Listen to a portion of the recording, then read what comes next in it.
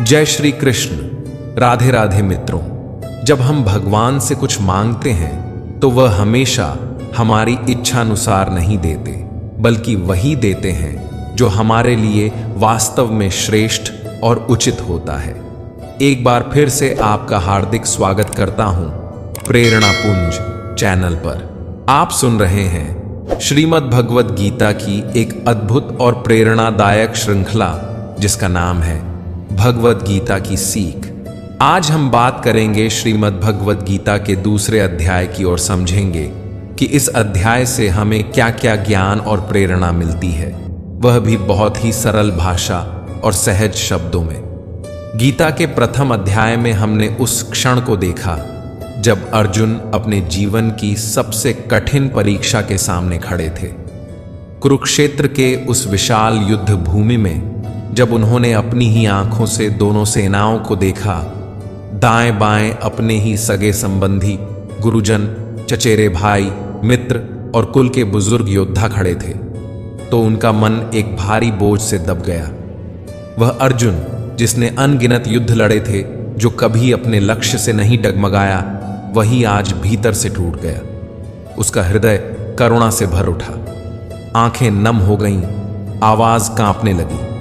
वह युद्ध के लिए खड़ा था, लेकिन जिस युद्ध में अपनों को ही मिटाना हो, वह युद्ध कैसा न्यायपूर्ण हो सकता है। अर्जुन की आत्मा जैसे चीत्कार करने लगी। उसका मन मोह और ममता में उलझ गया। वह भावुकता के उस गहरे भंवर में डूब गया जहां तर्क, नीति और धर्म भी क्षीण लगने लगे। उसने कांपते हुए हाथों से अपना धनुष गिरा दिया और थके हुए मन से रथ के पिछले भाग में बैठ गया, मानो जीवन ने उसकी सारी शक्ति छीन ली हो। वह भगवान श्री कृष्ण की ओर देखकर टूटे हुए स्वर में कहता है, हे माधव, मैं यह युद्ध नहीं कर सकता। कैसे करूं? इन लोगों को मारकर कौन सा सुख मिलेगा? मेरे अपने, मेरे प्रिय, इन्हें मारकर मेरा हृदय कभी चैन नहीं पाएगा। मैं अब कुछ नहीं जानता, बस आप ही बताइए मैं क्या करूं?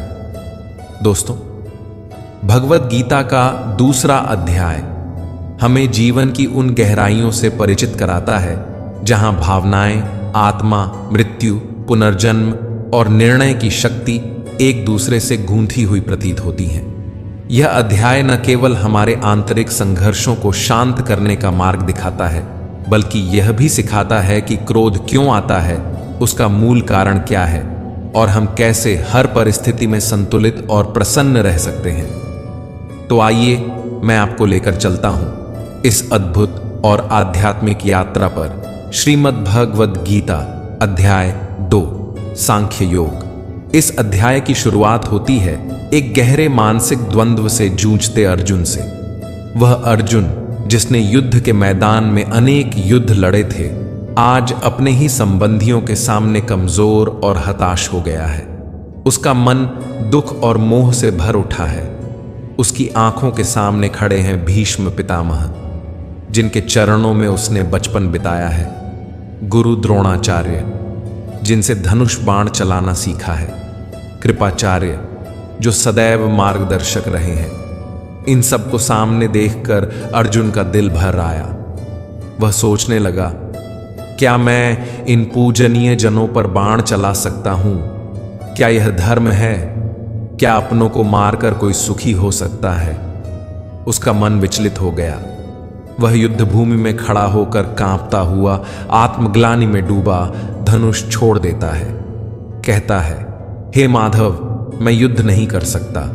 लेकिन मित्रों, अगर हम इस परिस्थिति को गहराई से देखें तो अर्जुन को वास्तव में कौरवों को मारने से कोई आपत्ति नहीं थी।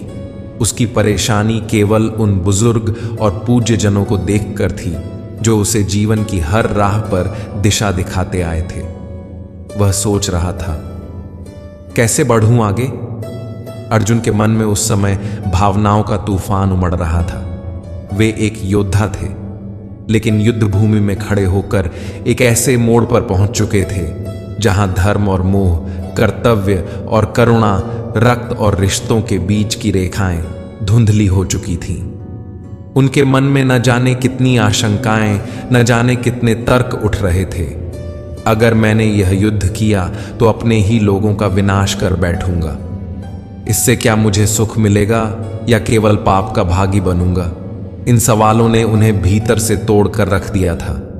वह अर्जुन जो कभी महाभारत के महानायक कहे जाते थे, आज रथ के पिछले हिस्से में बैठकर अपने ही विचारों के बोझ तले दब चुके थे। मित्रों, आपको क्या लगता है, अर्जुन घबरा गए थे? जी हां, अर्जुन घबरा चुके थे पूरी तरह से। उनका मन डोल रहा था, बुद्धि भ्रमित थी, आंखें अश्रुपूरित थीं और हृदय व्याकुल था। अब उन्हें चाहिए थी एक दिशा, एक संबल, एक ऐसा आलोक जो इस अंधकार को चीर सके। वे बहुत कुछ कह रहे थे, अनेक तर्क दे रहे थे, परंतु वह सब एक व्याकुल आत्मा की पुकार थी जो केवल सत्य जानना चाहती थी, धर्म और अधर्म का अंतर समझना चाहती थी। लेकिन अब तक भगवान श्री कृष्ण ने मौन धारण किया था। वे एक भी शब्द नहीं बोले थे। उन्होंने अर्जुन को उसकी पूरी वेदना, उसकी सारी दुविधाएं व्यक्त करने दी, क्योंकि वे जानते थे जब तक मन का बोझ बाहर नहीं निकलेगा तब तक ज्ञान का दीप जलाना कठिन है। और अब दूसरे अध्याय में वही श्री कृष्ण बोलते हैं, जिनके शब्द केवल शब्द नहीं बल्कि जागृति की किरणें हैं। अब वे अर्जुन की हर आशंका को करुणा, धैर्य और दृढ़ता से मिटाने का प्रयास करते हैं। वे अर्जुन को समझाते हैं कि क्या सत्य है और क्या असत्य, क्या शाश्वत है और क्या केवल एक भ्रम। जब अर्जुन को यह महसूस होता है कि वह अंदर से पूरी तरह टूट चुका है, कि उसका मन अनेक आशंकाओं, दुविधाओं और संवेदनाओं के जाल में फंस गया है, जब उसके सामने जीवन की सबसे बड़ी और निर्णायक चुनौती खड़ी होती है, जहां एक तरफ धर्म है तो दूसरी तरफ अपने ही प्रियजन, तब वह भीतर से इतना थक चुका होता है कि अब उसे सिर्फ एक चीज की आवश्यकता होती है, मार्गदर्शन। वह अर्जुन जो अभी तक अपने विचारों और तर्कों के बल पर युद्ध से पीछे हटने के लिए कारण ढूंढ रहा था, अब नम्रता से सिर झुकाकर भगवान श्री कृष्ण से कहता है, शिष्यस्तेहम शाधीमान् त्वां प्रपन्नम। हे कृष्ण, अब मैं आपका शिष्य हूं, आपकी शरण में आया हूं, कृपया मुझे उपदेश दें। मित्रों, यह कोई साधारण वाक्य नहीं था, बल्कि एक योद्धा का पूर्ण आत्मसमर्पण था। अर्जुन ने अपने सारे अहंकार, सारे ज्ञान, सारे भ्रम, सारे तर्क, सब कुछ छोड़ दिया और पूर्ण विश्वास के साथ श्री कृष्ण के चरणों में झुक गया। उसकी आवाज में अब कोई द्वंद्व नहीं था, बल्कि एक शिशु जैसी मासूम पुकार थी, हे माधव, मुझे बताइए क्या सही है, क्या गलत। मुझे दिखाइए वह राह जो मेरे कर्तव्य से मुझे जोड़ दे, मेरी आत्मा को जो शांति दे। उस पल में अर्जुन केवल एक योद्धा नहीं रहा, वह बन गया एक साधक, एक जिज्ञासु आत्मा जो अंधकार में भटकते भटकते अब प्रकाश की ओर हाथ बढ़ा रहा था। यह वाक्य, शिष्यस्तेहम शाधीमान् त्वां प्रपन्नम, केवल अर्जुन की विनती नहीं थी, बल्कि हम सभी की ओर से कही गई एक सार्वभौमिक पुकार है। जब जीवन हमें ऐसे मोड़ पर लाकर खड़ा कर देता है जहां न कोई राह दिखती है, न कोई सहारा, और तब केवल भगवान ही मार्गदर्शक बनते हैं, जैसे उस दिन श्री कृष्ण अर्जुन के बने थे। मित्रों, भगवद गीता का यह क्षण अत्यंत गहरा और भावनाओं से भरा हुआ है।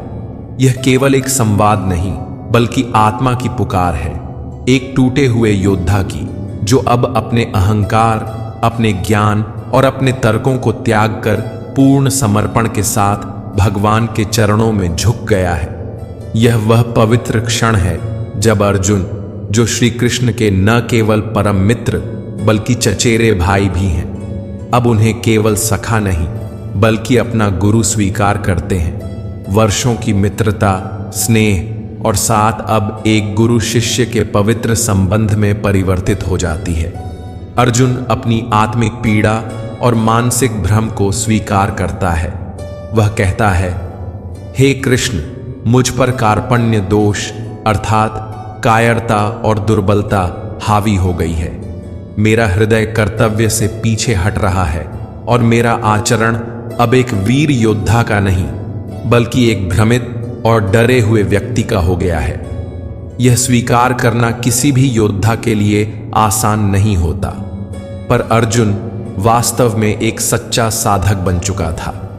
जब आत्मा थक जाती है, जब बुद्धि काम करना बंद कर देती है और जब मन द्वंद्वों से घिर जाता है, तब जो अपने अहंकार को त्याग कर गुरु के सामने नतमस्तक होता है, वही जीवन की सच्ची राह पर आगे बढ़ता है। इसीलिए अर्जुन विनम्रता और पीड़ा से भरकर भगवान श्री कृष्ण से प्रार्थना करता है, हे माधव, मुझे धर्म के मार्ग पर चलने की प्रेरणा दीजिए। मुझे बताइए कि मेरा कर्तव्य क्या है। मुझे इस अंधकार से बाहर निकालिए। साथियों, जीवन की राह जब कठिनाइयों से भर जाती है, जब हर दिशा में केवल भ्रम, पीड़ा और असमंजस दिखाई देता है, तब हमें धीरे धीरे यह एहसास होता है कि केवल अनुभव, ज्ञान या तर्क पर्याप्त नहीं होते। उस समय हमें चाहिए होता है एक ऐसा प्रामाणिक और दिव्य सद्गुरु जो हमें अंधकार से प्रकाश की ओर, भ्रम से स्पष्टता की ओर और अशांति से आत्मिक शांति की ओर ले जा सके। अर्जुन के जीवन में भी ऐसा ही एक क्षण आया था, लेकिन उसका सौभाग्य देखिए, उसके सामने तो स्वयं भगवान श्री कृष्ण खड़े थे। अर्जुन, जो अब तक श्री कृष्ण को केवल अपना मित्र, सखा और सहचर मानते आए थे, उनसे एक योद्धा की तरह तर्क और आशंकाओं की लंबी चर्चा कर चुके थे। यदि मैं युद्ध करूंगा तो पाप लगेगा। मैं अपने ही स्वजनों का वध कैसे कर सकता हूं? जरेनिया, कुटुंब और संस्कृति का विनाश हो जाएगा। न जाने कितने तर्क, पर ये सारे तर्क एक भ्रमित, विचलित और टूटे हुए मन की छाया थे। और फिर आया वह अलौकिक क्षण, जब अर्जुन ने अपने भीतर झांक कर देखा और स्वीकार किया कि वह अब खुद को नहीं समझ पा रहा। उसकी बुद्धि कुंठित हो गई है, निर्णय शक्ति क्षीण हो चुकी है। तब उसने अपने अहंकार का त्याग किया, अपने ज्ञान का परित्याग किया और पूरे भाव से, विनम्रता से श्री कृष्ण के चरणों में झुक गया। वह कहता है, हे कृष्ण, अब मैं सही और गलत के बीच का भेद नहीं कर पा रहा हूं। मेरा मन व्याकुल है और मैं इस युद्ध के बीच अपने कर्तव्य को नहीं समझ पा रहा। इसलिए अब मैं आपका शिष्य हूं, आपकी शरण में हूं। कृपया मेरा मार्गदर्शन कीजिए, हे माधव। अर्जुन की दुविधा, उसका संशय, उसकी आंखों में ठहरा हुआ डर और कांपते हुए शब्दों को देखकर भगवान श्री कृष्ण बस मुस्कुरा दिए। एक करुणामयी मुस्कान जिसमें प्रेम भी था, समझ भी थी और गहराई भी। वे जानते थे कि यह केवल अर्जुन की नहीं, हर उस आत्मा की स्थिति है जो जीवन की चुनौतियों के सामने घबरा जाती है। और जब कोई मनुष्य सच्चे हृदय से मार्ग मांगता है, तब भगवान कभी मौन नहीं रहते। श्री कृष्ण की वह मुस्कान ही गवाही थी कि अब ज्ञान का वह अमृत बरसने वाला है, जो न केवल अर्जुन को खड़ा करेगा, बल्कि हजारों वर्षों बाद तक इस संसार को दिशा देगा। और यहीं से आरंभ होता है वह दिव्य संवाद जो आज भी हमारी आत्मा को झकझोर देता है, श्रीमद् भगवद गीता का अमूल्य ज्ञान। तो मित्रों, ध्यान से सुनिए, जैसे स्वयं अर्जुन सुन रहे थे। श्री कृष्ण अर्जुन की ओर देखकर गंभीरता और करुणा से कहते हैं, हे अर्जुन, ये तुम्हें अचानक क्या हो गया है? तुम तो वे बातें कर रहे हो जो किसी बड़े ज्ञानी को शोभा देती हैं, लेकिन तुम्हारा हृदय तो मोह और ममता से जकड़ा हुआ है। तुम जीवन और मृत्यु की चिंता में पड़े हो, लेकिन सच्चा ज्ञानी न तो मरने वालों का शोक करता है और न ही वह उन लोगों के लिए रोता है जो मर चुके हैं, क्योंकि वह जानता है आत्मा अमर है, अविनाशी है। जो सच में ज्ञान को प्राप्त होता है वह न बीते हुए कल पर रोता है और न ही आने वाले कल को लेकर घबराता है। वह जानता है जो होना है वह होकर रहेगा और जो नहीं होना है वह लाख चाहने पर भी नहीं होगा। ऐसा निश्चय जिसकी बुद्धि में आ जाता है उसे कोई दुख नहीं सताता, उसे कोई चिंता नहीं घेरती। तुम जैसे योद्धा को किसी दूसरे की मृत्यु को लेकर डरना नहीं चाहिए। और वैसे भी तुम्हें क्या लगता है, क्या ये लोग तुम्हारे मारने से मर जाएंगे? क्या केवल तुम ही इन्हें मारोगे? नहीं अर्जुन, इन सबका भी एक अतीत था, पिछला जन्म था और भविष्य में एक और जन्म भी होगा। इसलिए जैसा तुम सोचकर दुखी हो रहे हो वह ज्ञान अधूरा है। और रही बात मृत्यु के पाप की, तो यह समझ लो, इनको मारने वाले तुम नहीं बल्कि मैं स्वयं हूं। तुम्हारे हाथ में कुछ नहीं है, तुम चाहकर भी कुछ नियंत्रित नहीं कर सकते। जीवन और मृत्यु यह तो प्रकृति की नियति है। तुम तो केवल उनके मरने का एक कारण हो, एक निमित्त मात्र हो। और ये सभी लोग मरने के बाद मेरे ही पास आएंगे, क्योंकि ये शरीर नहीं आत्माएं हैं। आत्मा को कभी नष्ट नहीं किया जा सकता। आत्मा तो अगले जन्म के लिए इस शरीर को उसी तरह त्याग देती है जैसे तुम पुराने वस्त्र उतारकर नए वस्त्र धारण करते हो। आत्मा न तो मरती है न ही मारी जा सकती है। श्री कृष्ण अर्जुन की आंखों में झांकते हुए शांत और गूढ़ स्वर में कहते हैं, हे अर्जुन, जिस आत्मा को लेकर तुम इतने दुखी हो रहे हो उसे कोई भी अस्त्र शस्त्र काट नहीं सकता, अग्नि उसे जला नहीं सकती, जल उसे भिगो नहीं सकता और वायु भी उसे सुखा नहीं सकती। आत्मा अजर, अमर और अविनाशी है। न इसका कोई जन्म है न मृत्यु। यह आत्मा सदा से है और सदा रहेगी। केवल शरीर बदलते हैं। जैसे कोई पुराने वस्त्र त्याग कर नए वस्त्र धारण करता है, वैसे ही आत्मा भी एक शरीर को छोड़कर दूसरा धारण करती है। यही प्रकृति का सनातन चक्र है, जन्म और मृत्यु का एक सतत प्रवाह जो कभी रुकता नहीं। श्री कृष्ण आगे कहते हैं, हे अर्जुन, यह मत सोचो कि तुम किसी को मार रहे हो। जिसे तुम मृत्यु समझ रहे हो वह केवल देह का अंत है, आत्मा का नहीं। और याद रखो, जीवन देने वाला भी मैं हूं और प्राण हरने वाला भी मैं ही हूं। इस समूची सृष्टि में कुछ भी मेरी इच्छा और व्यवस्था के बिना नहीं होता। अब तुम ही बताओ, क्या तुम किसी मृत व्यक्ति को जीवित कर सकते हो? यदि नहीं, तो फिर तुम किसी जीवित को भी मार नहीं सकते, क्योंकि जीवन और मृत्यु दोनों ही मेरे ही अधीन हैं। श्री कृष्ण की वाणी गंभीर होती चली जाती है। तुम जिनके सामने खड़े हो, भीष्म, द्रोण, कर्ण, इन सभी की मृत्यु मैंने पहले ही तय कर दी है। उनकी जीवन लीला का अंत मैं लिख चुका हूं और इस कार्य को पूरा करने का माध्यम मैंने तुम्हें चुना है। तुम केवल निमित्त हो, वास्तविक कर्ता तो मैं ही हूं। श्री कृष्ण ने गहराई से अर्जुन की ओर देखा। उनकी आंखों में करुणा भी थी और एक वीर को जगाने की प्रबल आग भी। वे बोले, हे अर्जुन, जब यह सृष्टि अपनी गति से, अपने नियमों से चल रही है, जब जीवन और मृत्यु, जन्म और परिवर्तन प्रकृति के चक्र का हिस्सा है, तो तुम क्यों स्वयं को इन सब का जिम्मेदार मानते हो? तुम केवल निमित्त हो, इस ईश्वरीय योजना का एक माध्यम मात्र। हे पार्थ, तुम एक क्षत्रिय हो। तुम्हारा धर्म, तुम्हारा कर्म ही धर्म युद्ध करना है। यह युद्ध केवल एक संघर्ष नहीं, यह धर्म की रक्षा का अवसर है। और वह क्षत्रिय जो जीवन में ऐसा अवसर पाता है वह केवल सौभाग्यशाली नहीं बल्कि धन्य होता है। यह तुम्हारा कर्तव्य है। और यदि तुम इस युद्ध से पीछे हटते हो तो इसका अर्थ केवल इतना नहीं होगा कि तुमने युद्ध नहीं किया। इसका अर्थ होगा कि तुमने अपने जीवन का उद्देश्य ही त्याग दिया। हे अर्जुन, तब तुम्हारे नाम के साथ कलंक जुड़ जाएगा। और जान लो, एक योद्धा के लिए कलंक मृत्यु से भी अधिक कष्टदायक होता है। लोग तुम्हारे पराक्रम को नहीं, तुम्हारे पीठ दिखाने को याद रखेंगे।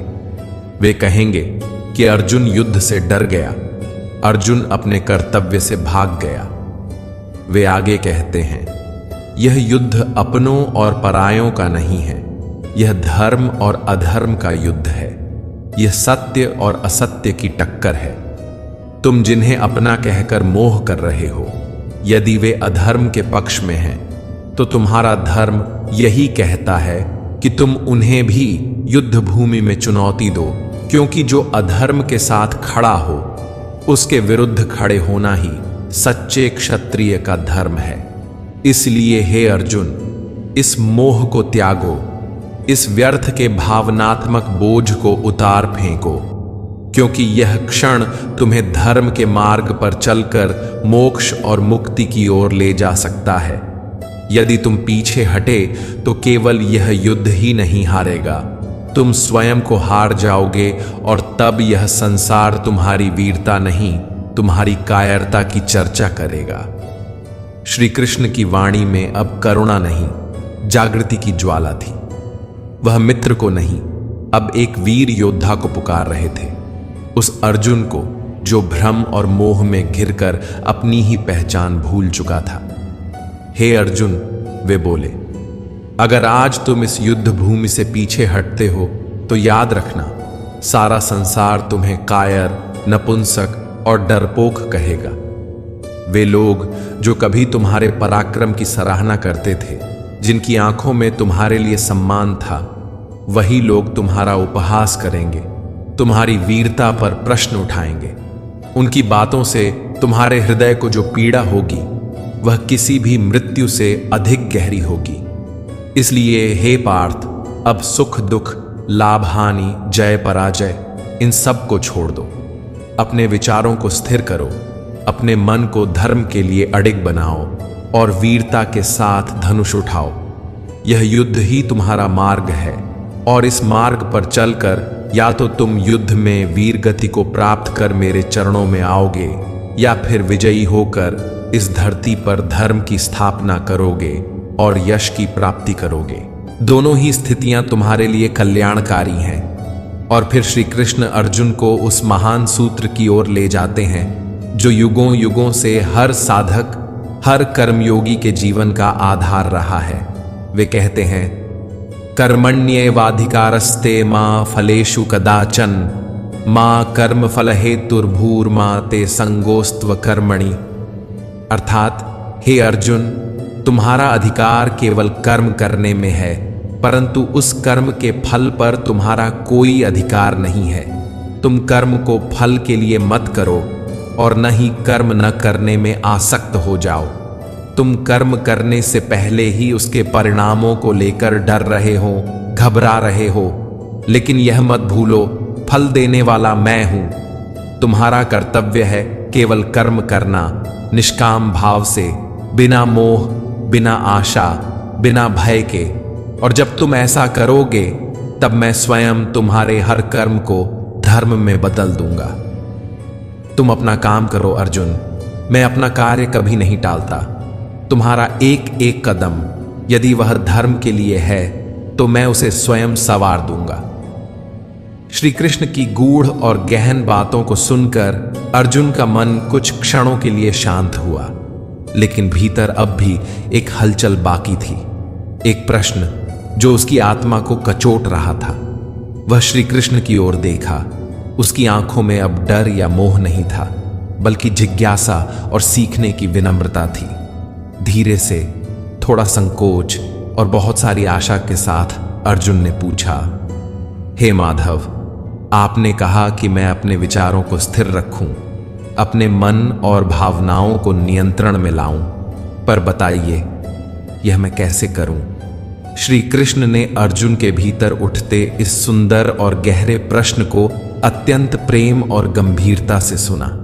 उनके चेहरे पर एक सौम्य मुस्कान थी, जैसे एक सच्चा गुरु अपने जिज्ञासु शिष्य की अंतरात्मा को पढ़ रहा हो।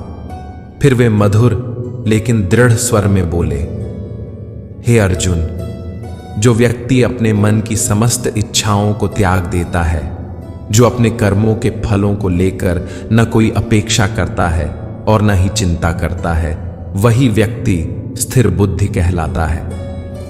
वह अपने भीतर इस प्रकार संतुलन स्थापित कर लेता है कि परिस्थितियां चाहे जैसी भी हों, वह न उनसे विचलित होता है, न ही उन्हें अपने ऊपर हावी होने देता है। श्री कृष्ण आगे समझाते हैं कि ऐसा व्यक्ति जब जीवन में कुछ बुरा घटता है तो उसमें डूबकर टूटता नहीं है, और जब कोई अच्छा फल प्राप्त होता है तो वह उन्मादित होकर उड़ता भी नहीं। वह भीतर से सम पर रहता है, शांत, स्थिर और पूर्ण। जिसने भय, मोह और क्रोध को अपने मन से बाहर निकाल फेंका है, जो शुभ और अशुभ, लाभ और हानि, सम्मान और अपमान जैसे द्वंद्वों से ऊपर उठ चुका है, जो अपनी इच्छाओं को वश में कर चुका है, वही वास्तव में स्थिर बुद्धि कहलाने योग्य होता है। श्री कृष्ण अर्जुन को अत्यंत कोमलता और गहराई से समझाते हैं। हे पार्थ, जिस प्रकार एक कछुआ अपने अंगों को समेटकर स्वयं में स्थित हो जाता है, उसी प्रकार वह व्यक्ति जो अपनी इंद्रियों और इच्छाओं को नियंत्रण में रखता है, उसकी बुद्धि स्थिर और अचल हो जाती है। वह बाहरी आकर्षणों में उलझने के बजाय अपने भीतर के प्रकाश में स्थित होता है। श्री कृष्ण फिर अर्जुन को बड़ी संवेदनशीलता से बताते हैं कि जब कोई व्यक्ति बार बार किसी इच्छा के बारे में सोचता है तो वह उसे प्रिय लगने लगती है, और जैसे जैसे वह इच्छा गहराती है, मन उसे प्राप्त करने के लिए लालायित हो उठता है। यही लालसा आगे चलकर व्यक्ति को बेचैन करती है, और यदि उस इच्छा की पूर्ति में कोई रुकावट आ जाए तो वह लालसा क्रोध में बदल जाती है। श्री कृष्ण कहते हैं, क्रोध वह अग्नि है जो सबसे पहले हमारे विवेक को जला देती है। जब मनुष्य क्रोध के वश में आ जाता है तो वह अपने कर्म, धर्म और मर्यादा सब कुछ भूल जाता है। उसका विवेक नष्ट हो जाता है और वह स्वयं अपनी स्थिति से नीचे गिर जाता है।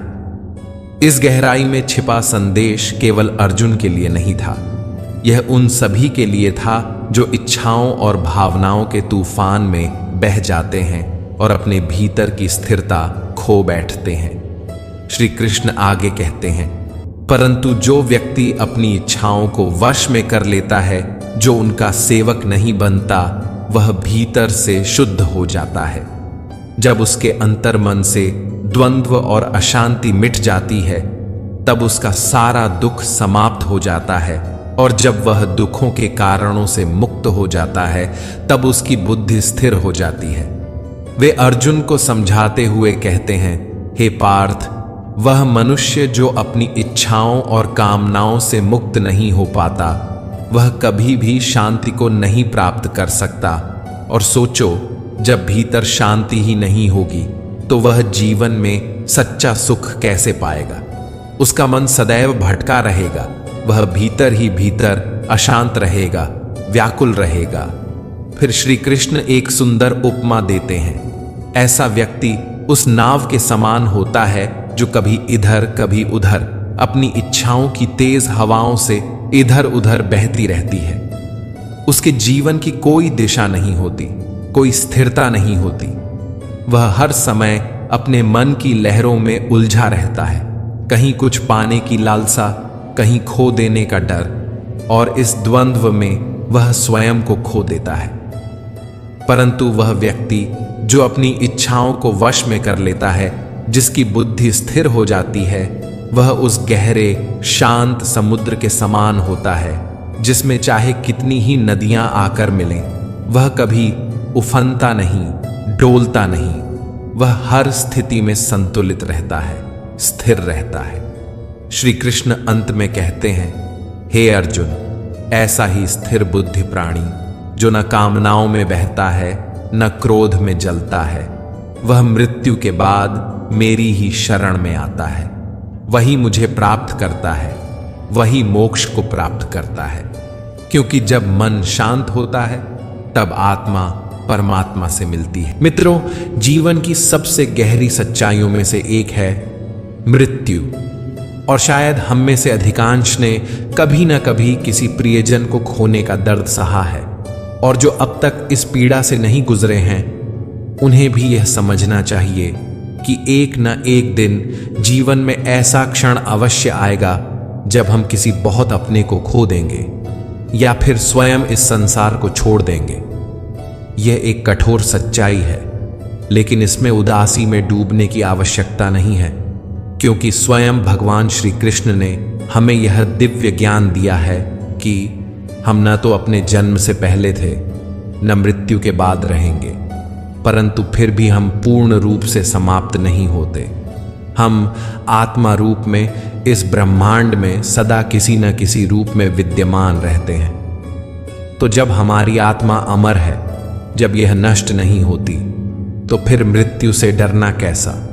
मृत्यु कोई अंत नहीं, बल्कि एक परिवर्तन है, एक द्वार है, या तो पुनर्जन्म का या फिर उस परमात्मा में लीन हो जाने का जिससे हम उत्पन्न हुए हैं। और जब अंत में हम सब की आत्माएं उसी एक दिव्य स्रोत में लौट जाती हैं, तो फिर हमें इतना भावुक और भयभीत क्यों होना चाहिए?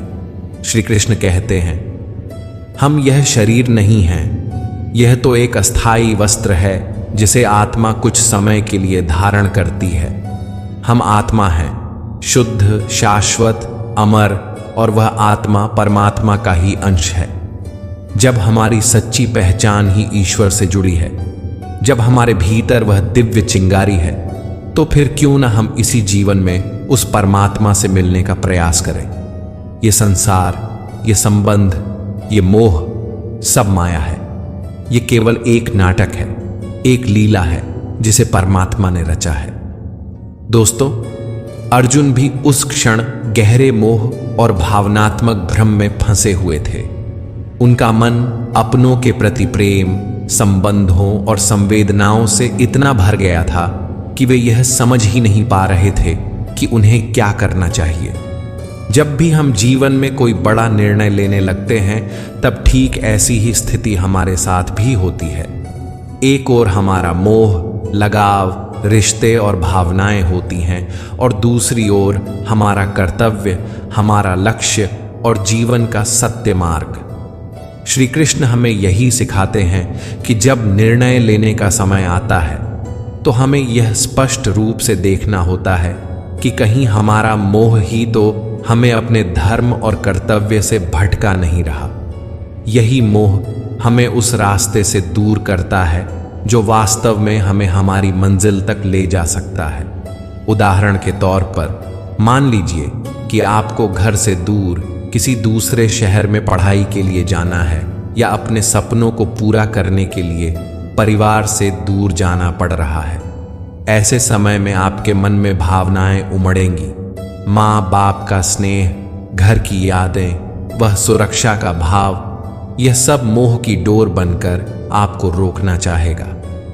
पर क्या आप जानते हैं, अगर आप इन डोरों को नहीं काटते तो आप कभी उड़ नहीं पाएंगे।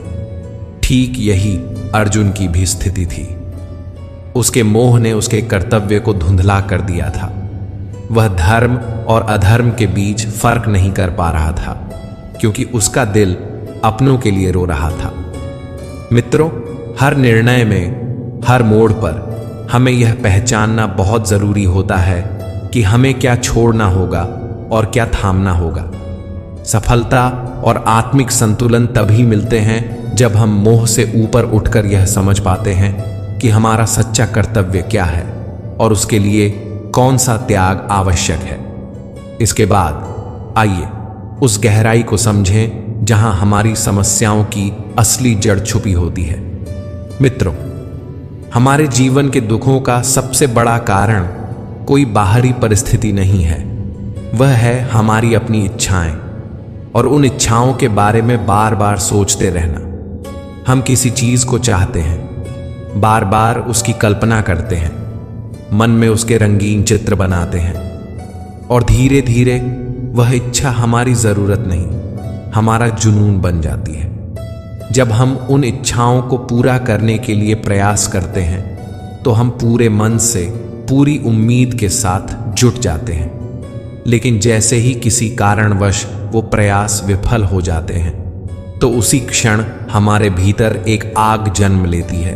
वह आग है क्रोध, और यह क्रोध एक ऐसी धीमी जहर की तरह होता है जो न केवल हमारी बुद्धि को नष्ट करता है, बल्कि हमारे रिश्ते, हमारा धैर्य, हमारी आत्मा की शांति, सब कुछ जला देता है। श्री कृष्ण कहते हैं कि यदि यह क्रोध आपके भीतर घर कर गया और आपने उसे समय रहते नहीं छोड़ा तो आप जीवन भर खुश नहीं रह सकते। आपकी मुस्कान क्षणिक होगी और भीतर एक अधूरी बेचैनी हमेशा बनी रहेगी, क्योंकि यह संसार बाहर का नहीं है, यह तो आपके ही विचारों का प्रतिबिंब है। जैसे विचार आपके मन में होंगे वैसा ही संसार आपको दिखेगा। अब आप यह सोच सकते हैं, अगर जीवन में कोई इच्छा ही न रहे तो फिर हम कैसे आगे बढ़ेंगे, सफलता कैसे मिलेगी, नाम, पहचान, सम्मान, यह सब कैसे प्राप्त होगा। और यही प्रश्न अर्जुन के मन में भी था। लेकिन मित्रों, इस भ्रम को भी भगवान श्री कृष्ण ने बड़े प्रेम और गहराई से स्पष्ट किया है। वे कहते हैं कि इच्छा छोड़ने का अर्थ यह नहीं है कि आप जीवन में लक्ष्यहीन हो जाएं या कुछ भी न करें। इसका वास्तविक अर्थ है कि सबसे पहले आप अपने कर्म को पहचानिए। यह जानिए कि आपका वास्तविक कर्तव्य क्या है, वह कार्य क्या है जो आपको भीतर से पुकार रहा है, जो आपके जीवन का उद्देश्य है। जब आपको यह स्पष्ट हो जाए कि आपको क्या करना है, तब बिना फल की चिंता किए, सफलता की लालसा या असफलता के भय से मुक्त होकर उस कार्य को पूरी निष्ठा, श्रद्धा और समर्पण के साथ कीजिए, जैसे वह कार्य आप नहीं स्वयं भगवान कर रहे हों। श्री कृष्ण हमें यही सिखाते हैं, कर्मण्येवाधिकारस्ते मां फलेषु कदाचन, अर्थात तुम्हारा अधिकार केवल कर्म पर है, फल पर नहीं। जब आप अपने हर कार्य को यह भावना देकर करते हैं कि यह कार्य मेरे नहीं भगवान के हाथों से हो रहा है, तब आपकी हिम्मत कभी नहीं टूटती। आपका मन इस विश्वास से भर जाता है कि मैं अकेला नहीं हूं, मेरे साथ स्वयं परमात्मा है। मैं जो कर रहा हूं वह ईश्वर की प्रेरणा से, उनकी शक्ति से और उनके लिए कर रहा हूं। यह भावना आपको भीतर से इतना मजबूत बना देती है कि असंभव लगने वाले कार्य भी सरल हो जाते हैं। इसलिए इच्छा का त्याग कोई कमजोरी नहीं है, बल्कि यह सबसे बड़ा बल है। जब आप मोह, भय और फल की चिंता से ऊपर उठ जाते हैं, तब आप वास्तव में भगवान के हाथों का माध्यम बन जाते हैं। कर्म कीजिए, लेकिन उसे ईश्वर को समर्पित करके, फिर देखिए जीवन कितनी सुंदरता और शक्ति से भर जाता है। मित्रों, आशा है कि आपको श्रीमद् भगवद गीता के दूसरे अध्याय की यह सरल, भावपूर्ण और जीवन से जुड़ी हुई व्याख्या अवश्य पसंद आई होगी। यह अध्याय न केवल हमारे विचारों को स्पष्ट करता है, बल्कि जीवन को समझने का एक गहरा दृष्टिकोण भी प्रदान करता है। मित्रों, आपने इस वीडियो से क्या सीखा? हमें नीचे कमेंट करके जरूर बताएं। आपके विचार हमारे लिए बहुत महत्वपूर्ण हैं। अगर यह वीडियो आपके मन को छू गया हो या आपकी सोच में कोई सकारात्मक परिवर्तन लाया हो, तो इसे लाइक करें, अपने प्रियजनों के साथ शेयर करें और हमारे चैनल को सब्सक्राइब करके घंटे का बटन जरूर दबाएं, ताकि हमारी आने वाली सभी आध्यात्मिक, ज्ञानवर्धक और प्रेरणादायक वीडियो आप तक बिना किसी रुकावट के पहुंचती रहे। मिलते हैं बहुत जल्द श्रीमद् भगवद गीता के तीसरे अध्याय की इसी तरह की सहज, गूढ़ और हृदय स्पर्शी व्याख्या के साथ। तब तक के लिए अपना ध्यान रखें, स्वस्थ रहें, प्रसन्न रहें और श्री कृष्ण के उपदेशों को अपने जीवन में अपनाकर अपने पथ को उज्जवल बनाएं। जय श्री राधे कृष्ण। राधे राधे।